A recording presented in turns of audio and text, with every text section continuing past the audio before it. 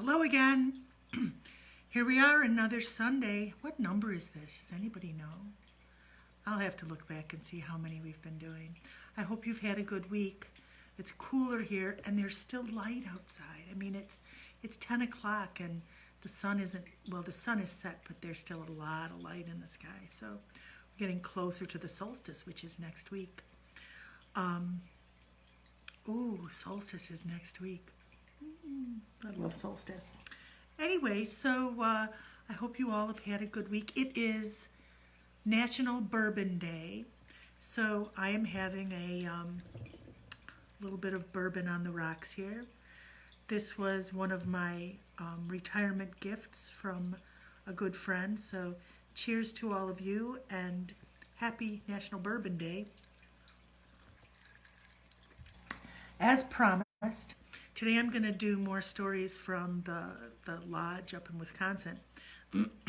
We left off with Pete's story. There are just so many things that happened in that place. It was crazy. Things got, as time went on, a lot of places that sit empty for a long time have a lot of residual haunting in them. And when the people come in and move in and make it their space, a lot of times that energy will dissipate. Well, this was like the exact opposite. It seemed that as time went on, things just ramped up more and more and more. There was one time when all the guys were up there, I think it must have been in the winter. It wasn't summer because it was just the guys up there, maybe hunting, maybe fishing early spring, I don't know. But it was just the fellas up there, and they were sitting in the kitchen on the warm side, on the remodeled side.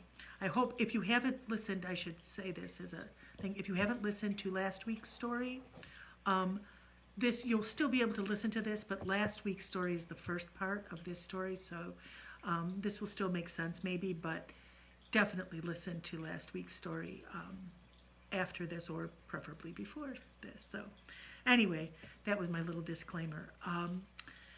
So anyway, the guys are all up there and it's dark and they're hanging out in the kitchen. Now the remodeled kitchen had the sink and stove on one side, and then it had this open counter with cupboards up above like they did in the 60s and 70s, and then stools on the other side, and then it had the dining room table on the other side of that. And the guys were all sitting there, and on that ledge above the sink, between the kitchen and the dining room, there were like 3 or 4 candlesticks in candle holders there as decoration. And the guys are sitting in there shooting the breeze or whatever. I don't know if they played cards. I wasn't there. But the story is, I got this from my nephew, that they were all sitting there, and all of a sudden all the candles just kind of shifted just a little bit. And he said, "Did you see that?" And the others were like, "What?" He said, "The candles just moved." And they're like, "No." And he said, "Watch, the candles just moved." And they watch, and again, the candles just shift. And so then they say, "Oh, we know what causes that. There's probably moisture on the bottom of those candle holders, and it'll slide on the counter, That's a pretty simply explained phenomenon, and all 4 candles moving together. And as they're explaining this, all of a sudden, all 4 candles just go whoosh and went flying off the counter, flew halfway across the room. And they all were like, and then they just picked up the candles and put them back and accepted the fact that moisture on the counter could probably cause that to happen, because when you live in a place like that, denial is your best defense and your best friend. Another time, this story is odd. There was an entity that lived in this valley, that resides to this day in this valley. Pete said, I don't know if he coined the phrase or if he heard the phrase, that the valley from the lodge down to the river was known as Spirit Valley. And there was a good reason for that, because there was like a powerful elemental that you could feel in that place. And it had, that was its realm, its dwelling, it's the place where it resided. One time, a couple of the guys were in a boat on Judge's Hole. Judge's Hole was the fishing hole, and it was like a small pond, not real big, but it was super, super deep and ice cold because it was spring fed. Great, huge, enormous trout in this place. And they were, I don't know how deep it was. I don't know if Pete's on, but they did one of those sinker depth measurement that fishermen do. And it was super deep. It was like 1,000 feet deep, 80 to 1,000. I don't know. It was very, very, very deep. I think 1,000 is probably too much, but whatever. Anyway, they were out on this pond fishing, and all of a sudden, at the far end of the pond, they were sort of close to where the dock was. And you didn't have to go far in that pond to be where the fish were, because they were everywhere. And across the pond, all of a sudden, they notice this thing like coming out of the water. Now, I have to say this was a bright, sunny day. There was no weather. There were no clouds. There was no wind. There were no any weather phenomena whatsoever. And across the pond emerged this about 5-foot tall water spout. Just water just spinning like crazy, pulling the water up and whoosh, around and around and around with this sound with it, like this rushing sound across the pond. And they're like, whoa, whoa, whoa, what's that? What's that? And then the thing starts moving toward them. Now they're in a boat in this deep, ice cold water. And this water spout, 5-foot tall water spout that just emerges from the pond, is coming closer and closer and closer to them. And they're like, this is going to capsize the boat, and they both they all hold on to the side of the boat so that when the thing comes by, it doesn't tip the boat, or if it does, whatever. And it got just near to them and then just went back down in the water. They only saw that one time. I kind of think once is enough. Have you ever seen anything like that? I've never seen anything like that. But they did on the pond in Judge's Hole. Judge's Hole was named after a judge who fished there all the time. And the story goes, the caretaker that was there, Roy, the judge was fishing in the fishing hole, and it was in the springtime, and it was a cold day, so he was wearing a heavy wool coat, and he lost his footing and fell into the deep water. He got a great big trout on his line and lost his footing trying to reel it in, trying to land it, and fell into the pond. And so Roy jumped in and fished this guy out because he had this heavy coat. He was sinking fast in the water. And this judge was so grateful and thankful, and he thanked Roy, and he says, I'm gonna reward you for this. This is just amazing. You saved my life. And so for the reward, he let Roy, it was this trophy trout that he caught, this huge fish. And for his reward, he let Roy hold the fish while he stood next to him with the photograph. Roy thought that he would give him some money. I mean, this is like during the Depression times when things were, people didn't have a lot of money, and he didn't have a lot of money, and this judge had a lot of money, and he didn't pay him a dime. So Roy badmouthed that guy the rest of his life. But the hole is named after that judge who loved to fish there. And some water spout appeared in that hole.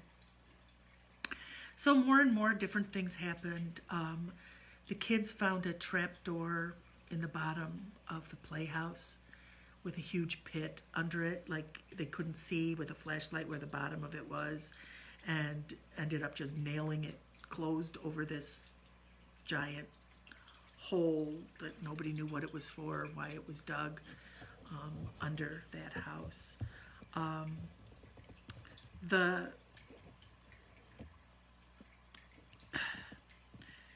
Multiple other things happened, and then bad things started to happen to the family, and things got harder and harder. And then my sister-in-law Beth got really, really sick, like deathly ill, like life-threatening illness and so eventually they had to sell the place. And I was there. All the sisters went with Beth when she locked the door for the final time. They had everything out. We just kind of walked through, and as she's walking out and locking the door, it was like, well, it was like lost dreams. But there was also this sense of relief. I know I felt a sense of relief, although I also felt this great great sadness because we weren't going to be there anymore. And this little girl in the sink and these other spirits were still there.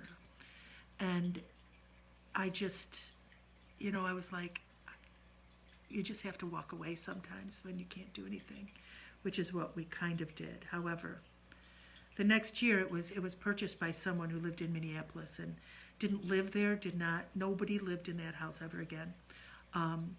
He had a summer home on a lake nearby and had just bought the property for hunting and fishing purposes, and nobody ever spent another night in that house as far as I know. But the following year, we were drawn to this place. I mean, it was really spooky. And after they sold it, while they were still there, we didn't talk. I mean, my sisters and I would talk about what was going on there, but it was not an open conversation because we would get in trouble for talking about that there were ghosts at the lodge. My mother would get really mad about us saying anything like that because she didn't want to scare the people who had to live there. We called her Cleopatra, the Queen of Denial.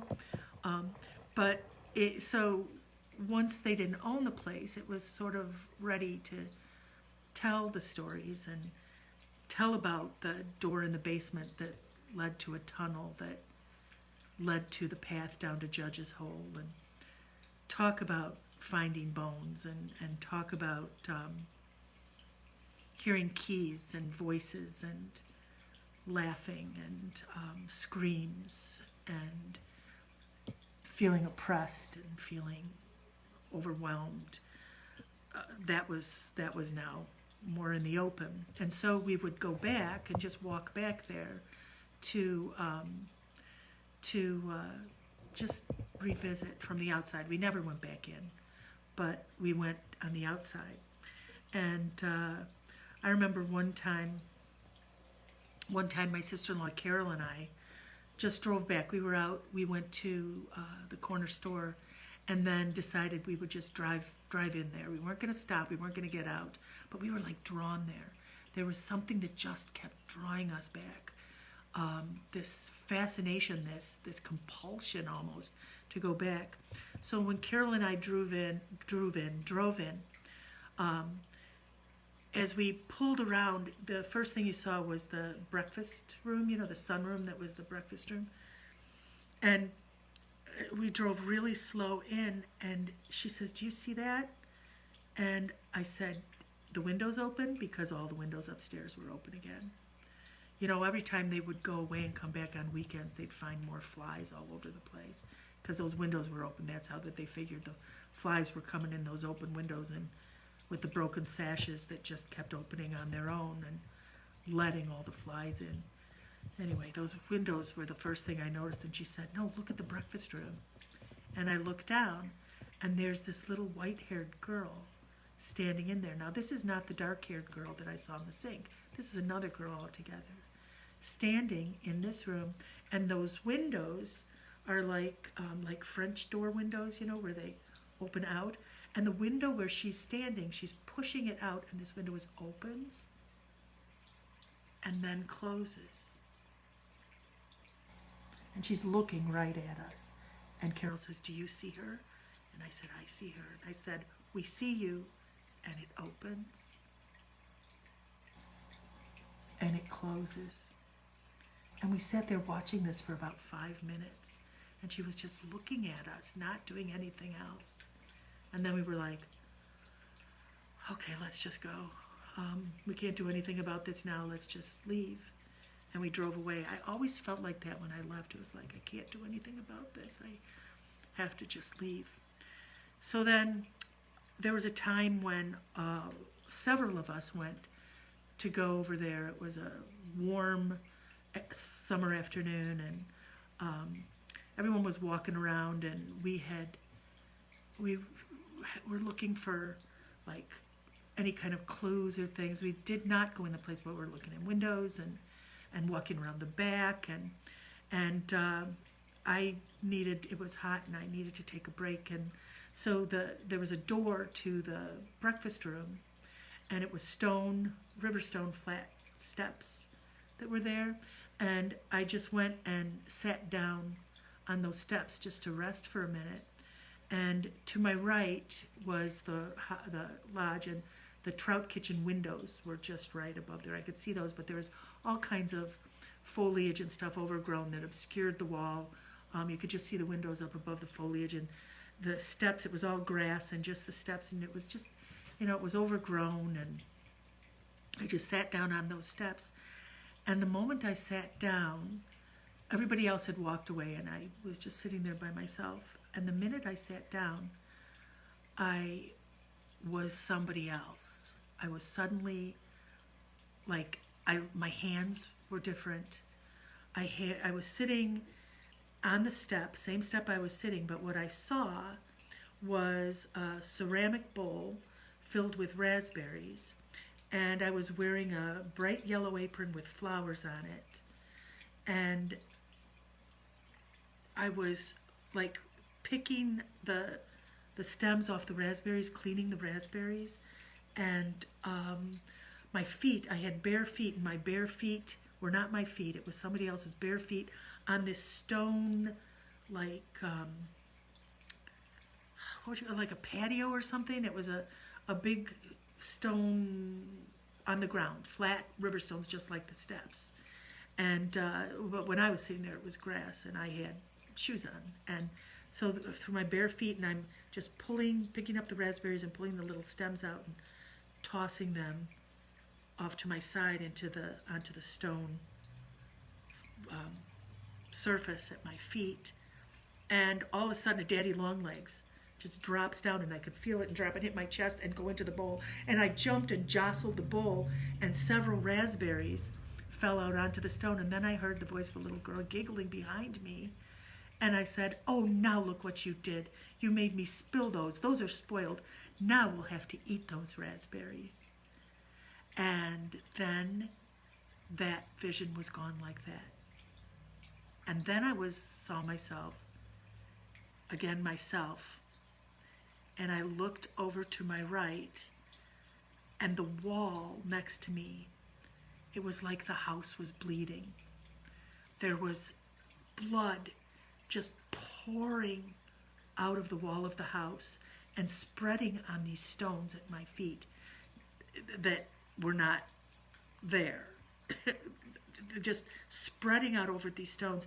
And the next thing, I was standing up in that doorway, and I must have had like a bucket of soapy water, because I felt the pouring the water, and it went just splashing across those stones, and it made this foamy pink foam on the blood. And I recall the smell and the viscosity of it, and it turned my stomach, and I'm standing there, and this blood is everywhere.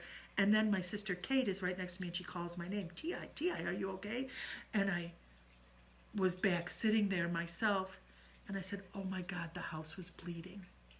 And she said, "What? Where?" And I said, "Right over there." And so I went over, and I didn't notice, I told you that the trout kitchen windows were above there, but I didn't notice that when I was sitting there. The bushes and everything were all grown up over it. So from where I was sitting, all I saw was foliage. And I went there, and I pulled the overgrowth aside, and there on the wall was an opening with a little spout that was the drain to the trout kitchen. This was something that they did. They didn't have a septic, so the water drains would just drain right outside. And blood was pouring out of that spout and covering those stones. And then I'm like, "Oh my God, oh my God, oh my God." And I'm like, this is just not okay. This is just not okay. And I looked down, and it's all grass there, and I said, "There is a stone patio under this grass." And Kate and I reached down and pulled up, and the sod just peeled up. And guess what was under there? The stones, the flagstone patio. And we stand up, and I am just so overwhelmed with horror and with grief, and I'm still nauseous. And Kate says to me, "Who wrote your name up there?" And I'm like, "Wait, what?" Now, where we were standing, we were facing the porch front to the front door. And if you look at the picture of the place, it's that big porch, and it's got this big, beams that support the roof of that porch. And on that beam, in white paint, was written my name. Now, if my name was Mary or Sue or Karen or whatever other name, I could tell myself somebody else graffitied that house. But the name on that Eve was T-I. The Y was crooked. Y-I. T-I. And it was like quickly painted with thick lettering like a paintbrush. And I have to tell you, when I sat down on that step, this is still upsetting to me. When I sat down on that step for the first time, I sat down to just cool off, and I looked out over, and it was directly in front of me. And it was so obvious. It wasn't like just chalk. It was a big, bold T-I-Y-I on that Eve. And I would have noticed that. Somebody else would have noticed that, but we just noticed it then. So I felt like it had appeared between the time I sat down and this very moment, which I wasn't sure how much time that was because I'd been in several different places in that time, but it was not enough time for somebody to, and you couldn't get up there. It's way high, And then when other people came around, Kate said, "Look, T.I.'s name's up there," and they're laughing. "Did you go up and paint your name on the house?" And they're laughing. And I don't think this is funny because, they're laughing because I can't climb a ladder. There was no ladder. There was no paint. There was no way humanly possible to paint T-I-Y-I on that Eve. And yet, there it was. I don't know what that is. I've heard stories since then about ghost painting, white painting, like whitewash stuff, that painting messages and things, but that was just too weird. I don't know if you've seen all my stories, but if you remember the one about Carrie's house, where I was going to do the master key spell, and my grandfather woke me up and said, "Don't, it knows your name." This is what I thought of. There was my name. Something knows my name. So, we left, and multiple other people that went there over time. Like, I know that Rachel, Zach, Geraldine, and some other folks went there once, and when they were walking down the path, because you had to walk really far, because now they had a gate, in the sand, like one of them was walking ahead, and the others walking behind noticed arrows in the footprints of the person who was walking just, 10, 15 feet ahead, and arrows in those footprints. I think that time they decided to turn around and not go in. The arrows were pointing away from the place. It was like, get the hell out of here. And I think they did. But others had gone there for ghost adventuring, it was compelling. It drew us there. It was like an obsession to go back there. It was crazy. So then one year, my sister Kate lived in Wautoma, Wisconsin. And she had this big, beautiful house with a built-in swimming pool, and it was so cool. And so it was Labor Day weekend, and all my sisters, we were all going to Kate's house for the weekend. And so I took the ferry across, and my sister Annie picked me up in her little sports car, and she even had a turban for me to wear in the car. I love Annie so much. And we went to Kate's, and we all hung out, and I got there Friday, and then we were going to be there till Monday. And Saturday night, Mimi pulls out her psychic circle board. Now, a psychic circle board is a spirit board. It's like a Ouija board, but it is not It's not made by Hasbro, first of all, but it is, or whoever makes those. It's a board that has a lot more to it. It has the 4 elements in each of the corners. So it's earth, air, water, fire. It has everything in a circle. Now, something that I've learned since then and kind of intuited before is that a circle is a very powerful motion. You could pull things in with a clockwise circle, and you can push things away with a counterclockwise circle. But a circle is a very, I don't know, it's a powerful motion in conjuring or in spiriting. So this psychic circle had that. It had letters, it had numbers, it had other symbols, and it was very. How can I say? I don't know. It was this really cool board. It had this planchette. So the way that you use it, we decided we were going to do the psychic circle Saturday night and try to talk to the spirits up at the lodge. And so the way that you do it is you have 4 people that work the board, and each one puts their left hand on one of the elements. So you sit in a circle, left hand on an element, and your right middle finger on the planchette, and then you start the circle. And you just start the circle, and then you start asking questions. So what we did is 4 of us were on the board, and my sister Annie didn't want to get on the spirit board. I don't think Colleen did either. I don't know. There were a couple that didn't.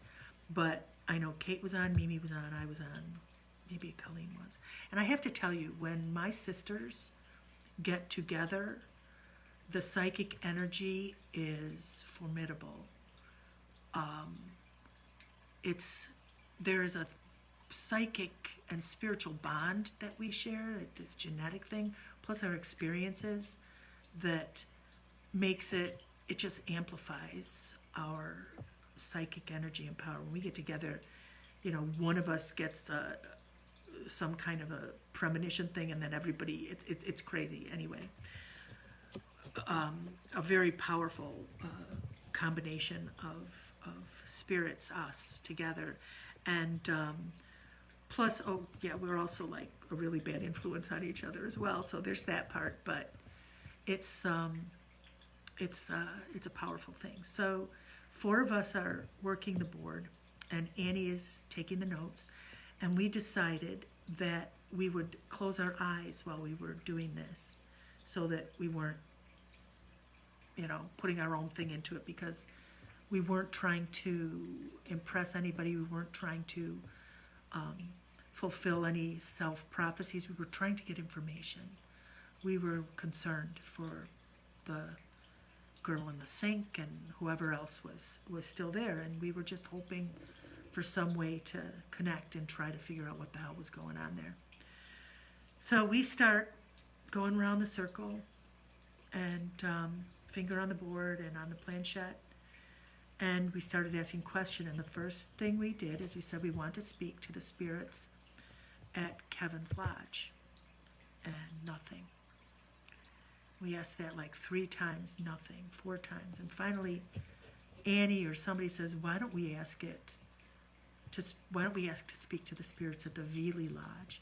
Now the Veelys were the people who owned it before Kevin did, and for a very, very, very long time. These are folks that bought it, that ran it as a fishing lodge as well. So we said, okay, good. We want to speak to the spirits of the Veely Lodge. Whoosh, whoosh. All of a sudden, there was this surge of energy, so much so that all our hands flew off. And we're like, whoa! It was like almost an electrical charge, or a, those blast cannons that you could be across the room and hit them, and then pretty soon someone gets a blast. That's what it felt like. We were all up. We're like, whoa, okay, we got this, and we're like, okay, are we ready? We're ready, and we put it back on, and we said we want to speak, going in clockwise. We want to speak to the spirits at the Veely Lodge, and boom, boom, boom, boom. Said, what is your name? And it spelled out G, and then it circles up. and what it does is it would circle over the letter. And so I'm listening to Annie recite the letters, and it's spelled grace. And so we all at once said grace, and then it's like, yes is a big round circle. So we said, yes, grace. Grace, are you one of the spirits at the lodge? Yes, yes, yes, yes, yes. And then somebody asked, I don't know who asked what, so somebody asked, are you the girl in the sink? Yes, yes, yes, yes, yes. And we're like, oh my gosh. Did someone kill you? Yes, kill. Yes, kill. And we're like, okay, well, and then it's going around, and we said, are there other spirits there? Yes, yes, yes. And then somebody asks the elephant in the room question, are there other girls there? Yes, big, strong. Yes, yes, yes. How many? And it slows down and slows down and slows down and then shoots to the number 9 and stops. And then it starts circling again, and he says, 9 spirits? Yes, 9 spirits. And we're like, holy crap, what the hell happened in this place? 9 girls in this place. And then we asked the question, are there any other spirits there? And all of a sudden it stops. And then this weak circle. And I said, this is somebody else. Who are we speaking to? And it spelled out Ma. And then it went to goodbye. Ma, goodbye. You want us to stop doing this? Goodbye. Goodbye. We said, nope, we don't want to speak to you anymore. Because all of a sudden I remembered that vision that I'd had in the bathroom of that dark-haired girl in the shower and the woman outside. And that was Ma. And Ma was trying to shut up Grace. And Ma was trying to keep a lid on anything and keep us from knowing what she had to say to us. And we said, we don't want to speak to you anymore. We want to speak to Grace.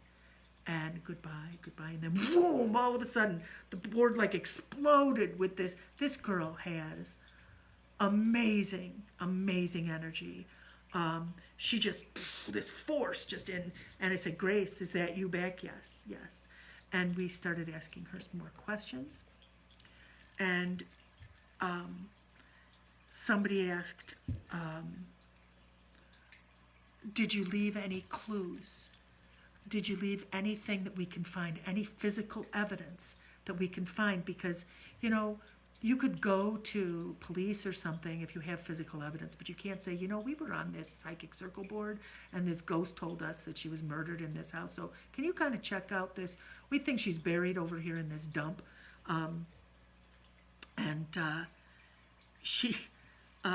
But so we asked if there was any physical evidence, and she said, yes, yes. And then she went to the symbol for fire. Then the planchette was around fire. We said, fire? Is there something in the fire over by the fire pit? And now we're thinking the fire ring is out by the playhouse. And the playhouse had this trap door with this huge pit in the bottom of it. And all of a sudden we all, you know, our eyes go open and we're like, you know, was this where they put bodies down in this pit? And so we said, is it by the fire ring? No, fire. And then it went to the number 4. Fire, 4. Fire, 4. And Annie's writing these words down and we're saying them. She's saying them so that you put them together so that it makes sense. So she's going, fire, 4, fire, 4, fire, 4, fire. What is it? The fire place? Is there something in the fireplace? Yes, yes, yes, yes, yes. What's in the fireplace? And then it goes 4, R, fire, 4, R, fire, fast, 4, R, fire, 4, R, fire, 4, R, fire. And we're just spinning. Our hands are just spinning and spinning and spinning. And all of a sudden Annie pipes up, forearm, fireplace, is that your bone? Boom. The board stops. And all of us get this rush, and I have this same rush right now.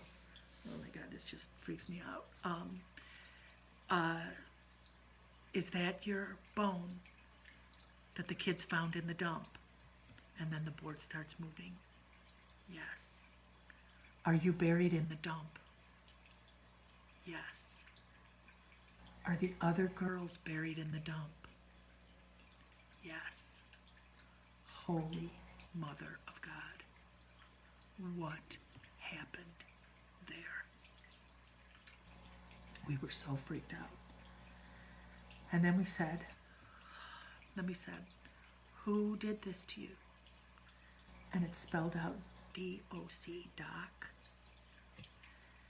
And it started to spell out some other names that we recognized, and we're like, okay, we're done. This is it. We can't do this anymore. By now it's like the wee hours of the night, and we are just drained and overwhelmed. We have just been told by a spirit that there are 9 girls buried in the dump, and we have no idea what to do about it, and that there might be connections or whatever, I don't know, but and so we stopped the board, and everybody was like, everyone was completely drained. We ended the session, we closed the board, we said thank you, and said we'll give you another opportunity to speak, we'll do what we can, but we need to say goodnight for now. Then everybody kind of sat on the couches. Nobody wanted to go back to their beds in stunned silence, and we were just like terrified at the thought, not that something was going to happen to us or spooky, but at the horror of what we were all picturing this place represented. So close to morning, I went into the room where I was going to sleep, and to try to get a little bit of sleep. It was just pre-dawn. It was a little bit of light in the sky. And when I walked in, it had a bed, and then it was like up on the second floor almost. The house was like a split level, but the yard like rolled away. And out the windows, there was a big open yard that rolled away, and the pool was off to one side, and it lit the yard enough. And I just went and walked by the window, and I looked out the window, and there in that yard stood Grace, just standing there looking up at me in the window. She was just there looking at me, and I was like, I don't know how to help you today, but I'll figure this out. I'll figure something out and do what I can. She stuck with me. I don't think she's fully gone, but she stayed with me a lot. When I do angel cards for longest time after that, the first one I ever pulled, no matter how much I mixed them up, was Grace. And I said, I know you're here. And I set it aside, and then I would do my angel cards. But I wasn't afraid of her. I didn't know how to help her. I told her to let it go, and she wouldn't. She would not. She was stuck there, and she was demanding that I see her, and I just felt like she was demanding that I do something for her, and I had no idea what to do. So then I should back up to something that I forgot that's very significant. The last year that they still owned the place, it was towards the end of the summer, and I wasn't there anymore, but my mom was still up north, and a bunch of kids were there, and there was this big, huge, newsworthy event all over the news, because a body had been found on the corner of their property, right by this road that at the end of the property that is a road that goes along the St. Croix River there. And they found a body of a man, like a 30-something man, all dressed in white. And it was this huge, mysterious, unsolved case. Well, they saw this on the news, and of course they all get in the van and minivan and drive over there to be gawkers and see what's going on, and said, this is my property, I said, and they ended up being on the news and everything, and they were questioned and all that stuff. It was way far from where the house was. I told you the property's huge. But, so this body is found there, dressed completely in white, shot point blank in the chest, no identification, no identifying anything, and they had no idea who this was. This remained a cold case for years.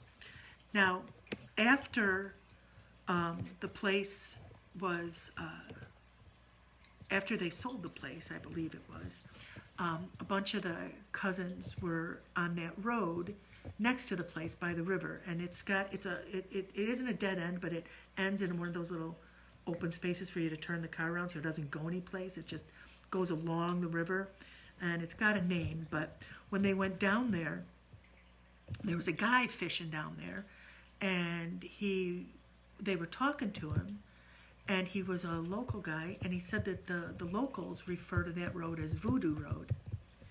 And it was the corner of this road that they referred to as Voodoo Road on their property, just right off of the county road there. And the guy told him this story. They said that their uncle had owned that property, or maybe it was when he still owned it, but I don't think so. I think it was after he'd sold it because they were older. And he said, really, that place is weird. And they said, yeah, tell me about it. And he said, no, and he told him this story. The guy said that he fishes there all the time, and one night he bivouacked camped there. He didn't have a tent, he just had his sleeping bag. And he had set up a spot, put some branches and things down, and it was the bank of the river goes down, and he was down the bank of the river off the road. But the river is fairly close to the road, so the road is, he wasn't far from the road. He didn't have his car back in there. For some reason, he'd hiked in, I don't know, but he was like stealth camping back in there.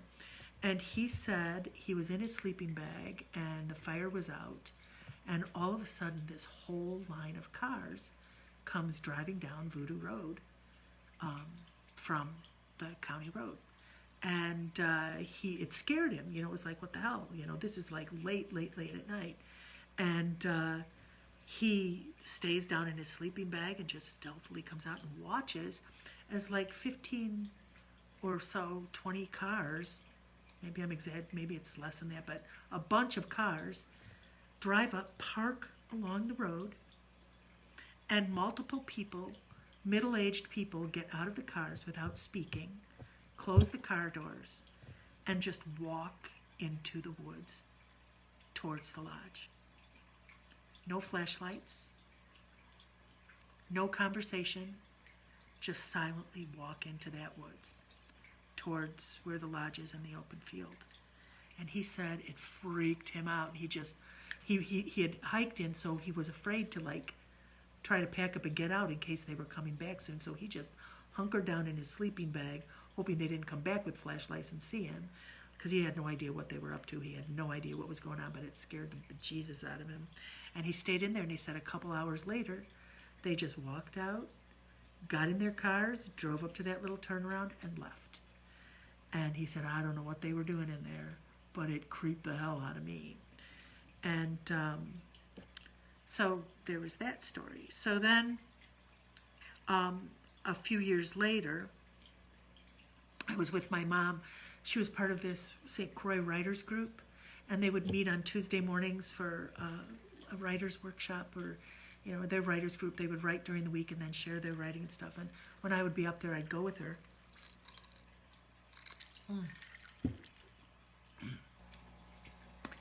That tastes so good.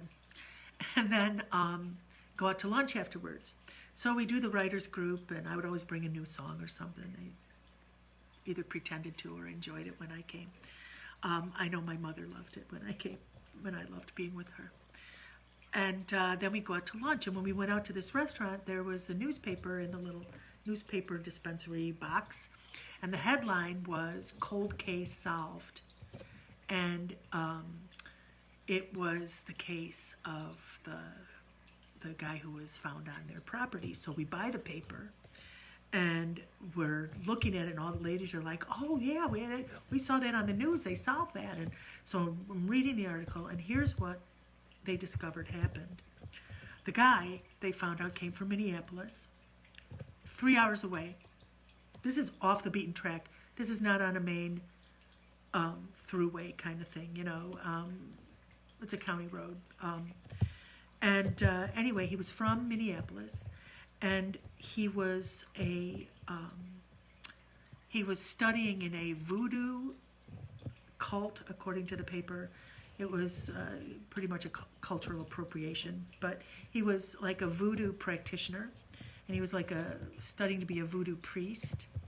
And apparently, here's what happened.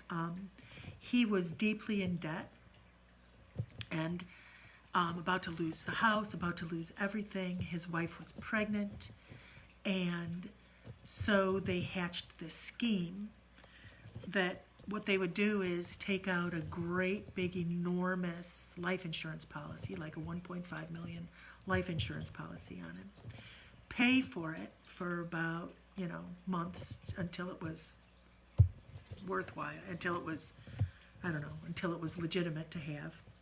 And their plan was that once the life insurance was going to work, they hired somebody or they employed somebody, got somebody to kill him. They did a soul jumping spell.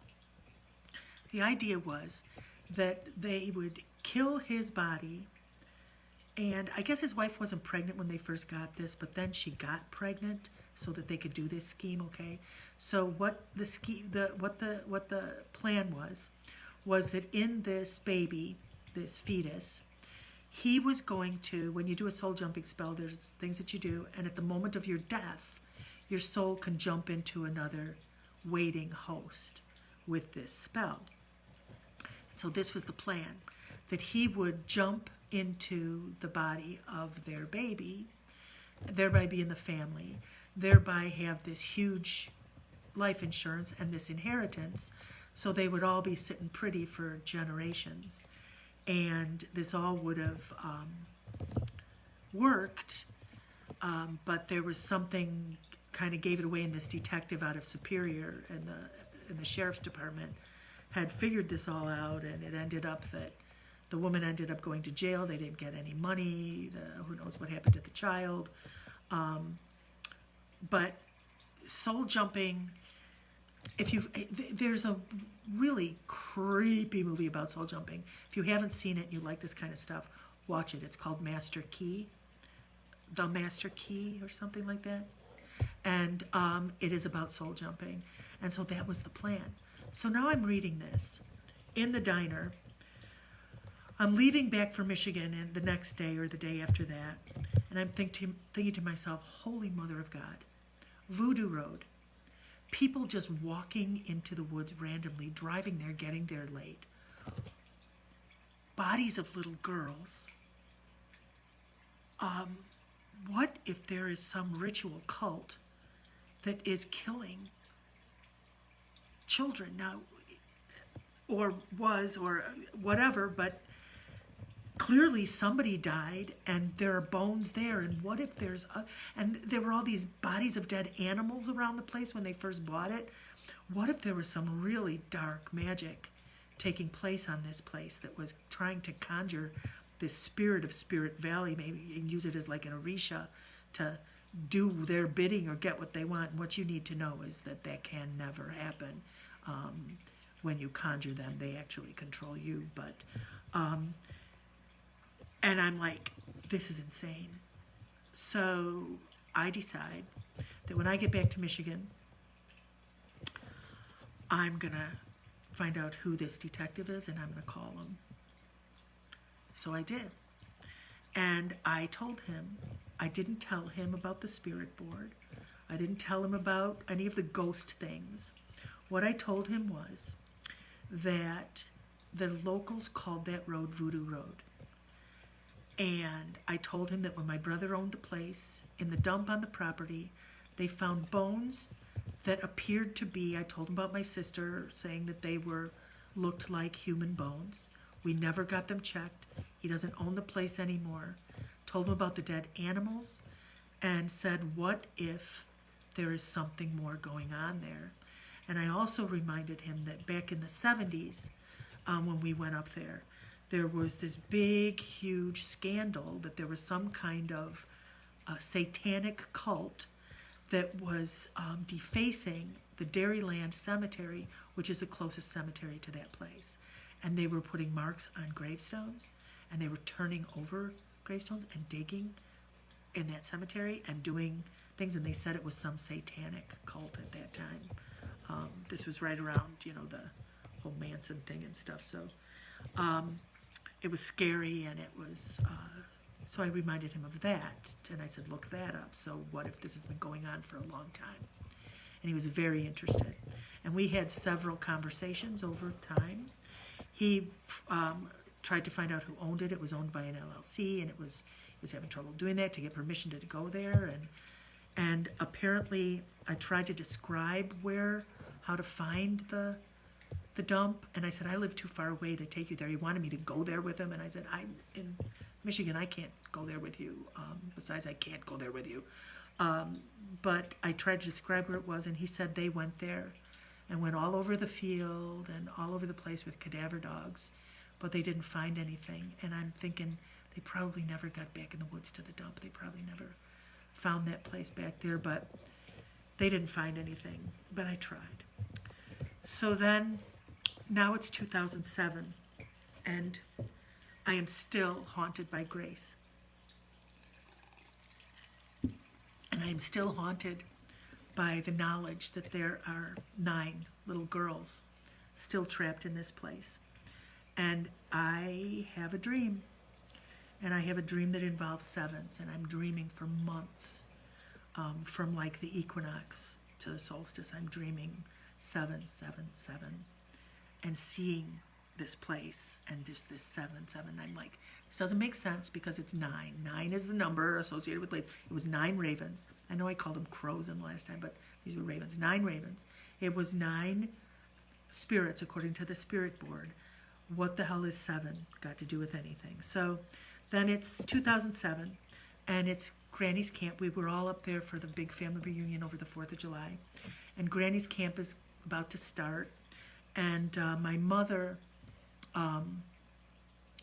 I volunteered to go do the shopping for Granny's camp, and we were going to have, I think, 17 or 22 children under 12 for a week. And so I was going up to Duluth to do $600 worth of grocery shopping for, or whatever, 300, whatever it was, which was going to be a really day-long shopping thing. And people were getting ready to leave, because no one could be around for Granny's camp. So I go up to Duluth and do all the shopping. And on my way down, or on my way up, I passed the Roadhouse Saloon. And as I'm driving, I'm thinking to myself, what's the date today?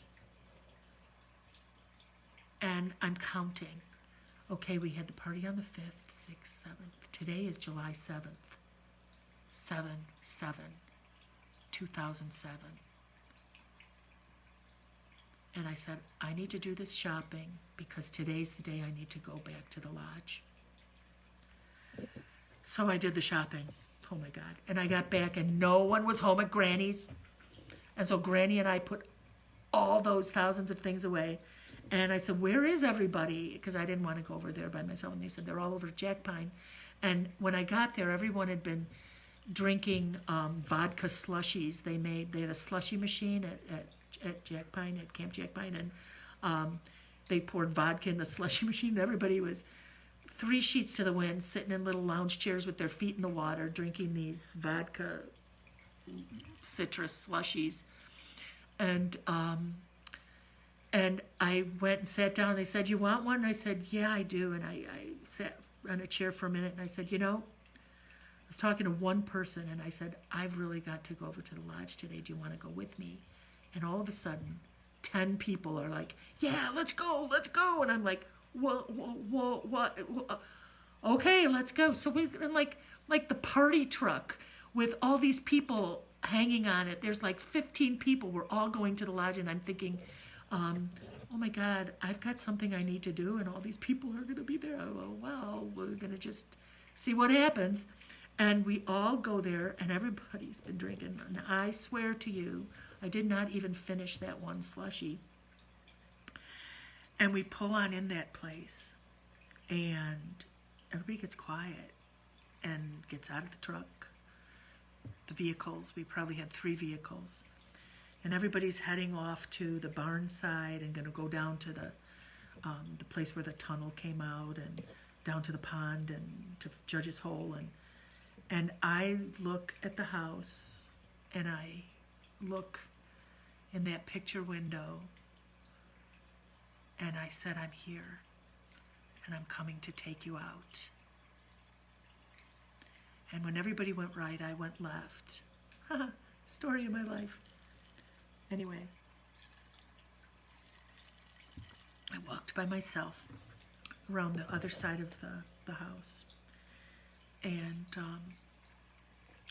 the old side, the cold side, and came around the back where the windows to the bedrooms were. And I went to the window. I went up to the screen porch, and there was a window right by the screen porch that was, I don't know if it was a bedroom or if it was a window to the great room. I have a feeling it was a window to the great room. And I stood there looking in the window, and I just said, I'm here to take you out of here. Just softly. No one else is around. Can't hear anything. And all of a sudden, this little white-haired girl, the one I'd seen with Carol, walks up close to the window and is just looking at me. And I saw her, and I said, I'm here to take you out of here. And she looks like this, and another little girl comes and stands next to her. And then another one. And these are children from probably 5 years old to maybe 11. Little girls all in cotton, like shift dresses, just moving close to the window and looking at me.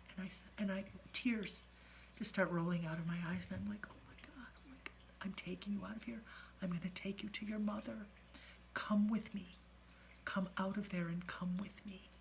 And I'm outside the window. And at that moment, I hear and feel this low, vibrating rumble, this, and I could feel it through my feet, and it's coming from the river, and it's like rolling up this vibration coming at me like a tsunami, like a wall, like in just this wall of energy coming toward me. And they all like look and take a small step backwards. And I look behind me. I see nothing behind me. And I'm trying to keep contact with them. And this thing is rushing up this hill from the valley floor, rushing toward me. And I'm not having it. And I just turned and I put my hand up and I said, stop. Stay right there. I'm taking them out of here.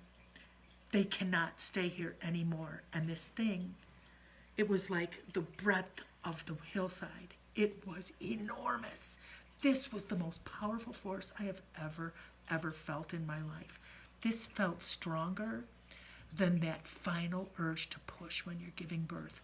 This thing was on me there, and I held my hand up. And I said, I'm taking them out of here. They can't be here anymore.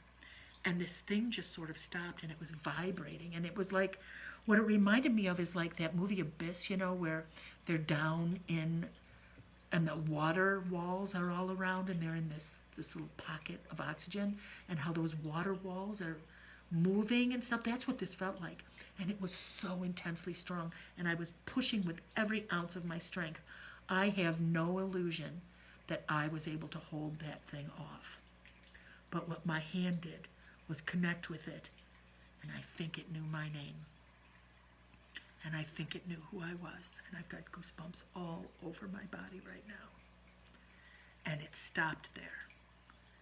And I turned back to the little girls who now came closer to the window, and I said, come with me. And all of a sudden, I heard the freaking keys. Oh, the keys of the caretaker, the keys of whoever locked them in there. And they all like started to slip back into the darkness. I said, stop, stop, stop, get back. And I said this to the caretaker. And they weren't coming through that window. They weren't coming through that wall toward me. And I said, I'm coming around to get you at the door. Turn around and walk to the door and meet me at the door. Now the door was like almost right behind them, but I had to walk all around all those other tiny bedrooms and stuff.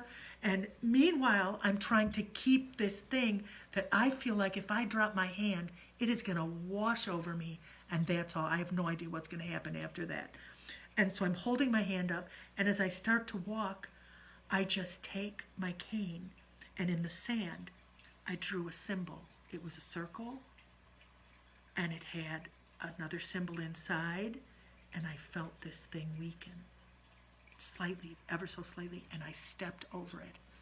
And I took a few more steps, and then something in me, I have no idea what these symbols are. I've tried to remember and draw them. I've drawn some to remember them, but at the time I had no idea what I was drawing. I was not drawing them. I think my ancestors had my hand. I think that my guides were putting up this, whatever it was, around that place. And I drew like probably 6 separate, different symbols all around the edge of the house. And I got to the front door, and there they were. And I'm like, now tears are just streaming out of my eyes. And I said, come with me. Come with me. And they came out the door. And they started walking down the steps. And I'm walking backwards. I don't walk backwards very well. But I'm walking backwards because I have to keep them in my energy.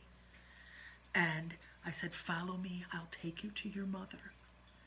And they just started walking to follow me. Now, everybody else is starting to gather.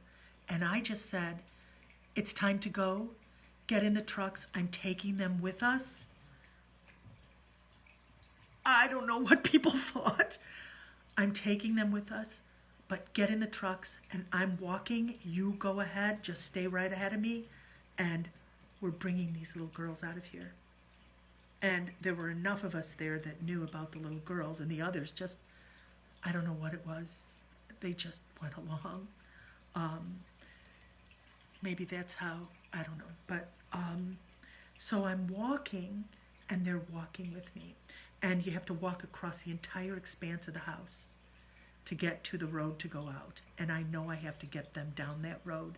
I have to get them past the place where every single time you felt run, you felt this oppressive, like you were moving into something terrifying. And I kept them with me. Oh, should I stop the story now? It's 11. I won't, don't worry. I kept them right with me. And when we passed, like where the kitchen door, not the kitchen, the breakfast door was, as we're walking there, I said, keep looking at me, don't look behind. They kept trying to look behind. I said, don't look back. This man came out and stood there, and he was like gonna come after us. I felt, if I was not so focused by his demeanor, he was very dangerous. He was gonna rush me or something. And I said, get the fuck back. You have no more power. You do not own them. I am taking them home. You go back inside. And he dropped his shoulders, and all his aggression was gone, and his whole demeanor sank, and he just disappeared. And I said, keep walking.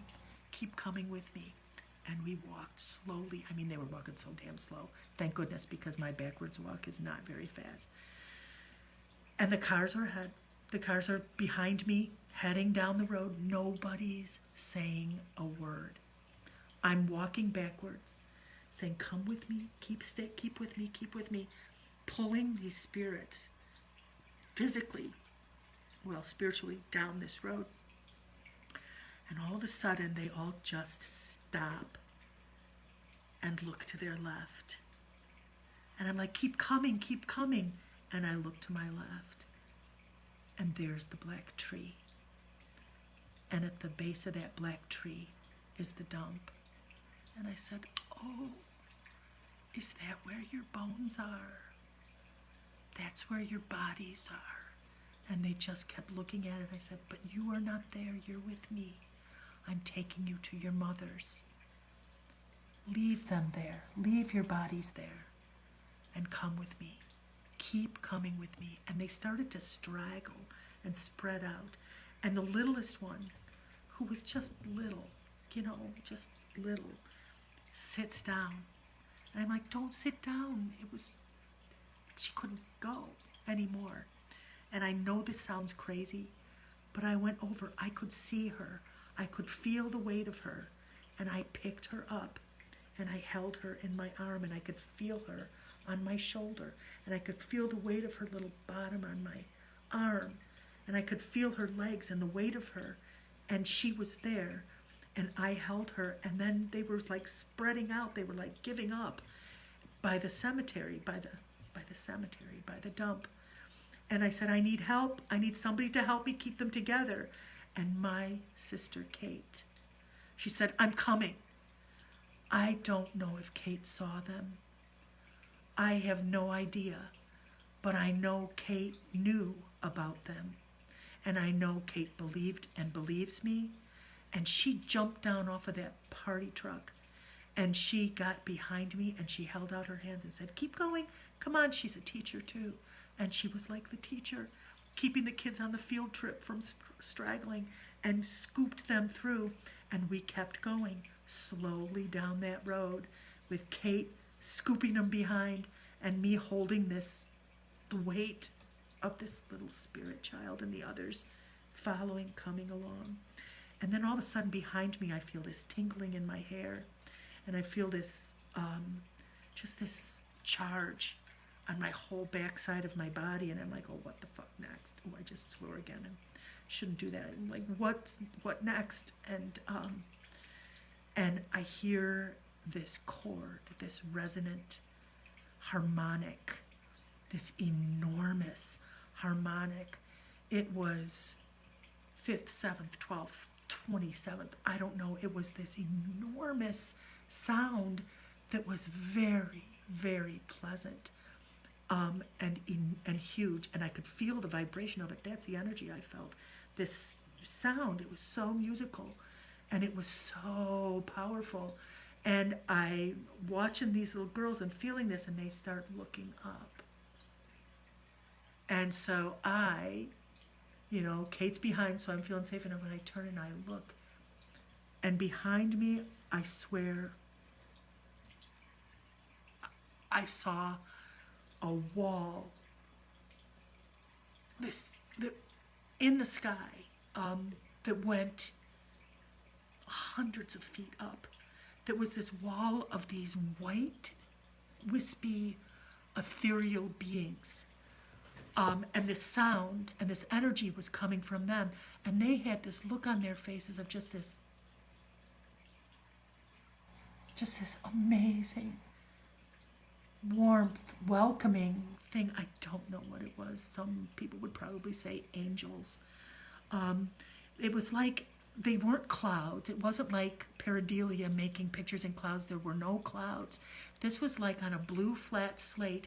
If you were to take a white charcoal pencil and just sketch tall, wispy beings, that's what was in the sky. And that it was from that the sound was emanating. And then I saw these women's faces amongst them, behind them.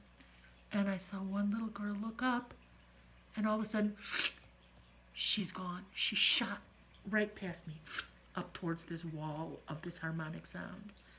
And then the little girl I'm holding looks up, and she's gone. And then the next one, and the next one, and they were all like, doop, and they were all gone in like a split second. They were all gone except one little girl, still standing there looking up and looking all around. I thought, oh, your mother's not there. your mother's not in spirit yet. Your mother's still alive. And I said, go anyway. You can't stay here. Go. They will take care of you until you can find your mother. They will help you find your mother. Go. Go with them. And she looked up and she just disappeared. She did not shoot away. I was very concerned because now I'm thinking I've got another little girl attached to me. And after that, the whole thing just went, it like, if you did this in a movie, it wouldn't be believable, but it all just like compressed on itself. That wall of energy just went, and it was gone. And there was no sense of anything. And I felt this lightness and this euphoria, like, yeah, that's what I'm talking about. And I was like, somebody give me a beer. And I chugged that beer down. Oh my God, I must have felt terrible because even though I didn't know it then, I couldn't have beer by then. But I drank that whole thing down and I was so furious with that place. This is so unlike me. I took that bottle and I flung it off to the side toward I just flung it into the earth there. It was glass, so it wasn't that polluting, but I'd had it. And then we got in the trucks and we left, and I didn't go back. And when we got back, we all went back to Jack Pine, and I just went and sat down at the end of the dock and to just kind of think about everything that happened, because I had never, ever experienced anything like that. I had no idea what I was doing. Completely unplanned. I was completely guided by something else altogether. And I was frankly blown away and just feeling, I can't describe the feeling. I was both exhausted and full of something. That wall of energy was the most filling, beautiful thing I have ever felt in my life. So I'm sitting at the edge of the dock, dangling my feet in the water, and I see something out of the corner of my eye, and I look, and there's the little girl standing at the end of the dock. And I said, oh, honey, you could stay with me a little while, but don't stay here too long.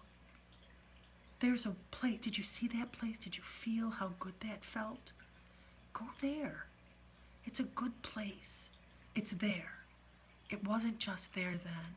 You could see it. Turn around. Can you see it? And she's just looking at me like, and takes a step toward me, and I'm like, turn around. Look behind you. You will see it. And she turns around, and she looked back at me with this like half smile, and then she left from there. So even though I got to see it for a very, very, very short time on 7/7/07, maybe it was 7 o'clock at night by the time we were there, I don't know. I think spirits, when you talk to them about seeing the light and going toward the light, I think it's more than a light. I think it's that wall of the most energizing, amazing sound and light and love that one could imagine. And so that's where I'm leaving it. There are more stories. This will be book 2 of the Gatekeeper series, which I'm glad to say I'm back writing. In my occupational therapy, I realized why my bicep has been knotting up so much. It's because I'm sitting on the computer. So my therapist said that I should work for a little while and then do my stretches. But I'm back at it. So this is the story that will be book 2, and it's going to be called Grace in the Cabin. So that's tonight's story. And thank you all for listening. And I know it's so unbelievable. I know it's so far-fetched. And those of you who know me, you know I don't lie. And you all know y'all know that this is real, that this exists. And it exists for all of us, and just some of us get to see it from time to time. So I have no idea what really happened to all those little girls. And that's why book 2 will be a novel I will use based on a real story, because I will try to tell the story that I really think happened there. So that'll be a year away, but thank you for listening. Have a great night. Happy National Bourbon Day. This is like all water. Maybe I'll put a little bit more in here and have another little snort before I go to sleep. I love you guys. I wish we could all be in the same place sometime and do this, and then just have a conversation afterwards. Maybe someday we could do that. Peace. And next week will be something new. So take care. Be kind to each other, please. I know it feels safe in summer. Wear a mask. Social distance. Stay healthy. Stay safe. Let's beat this thing together, right? You for me for you. Peace out.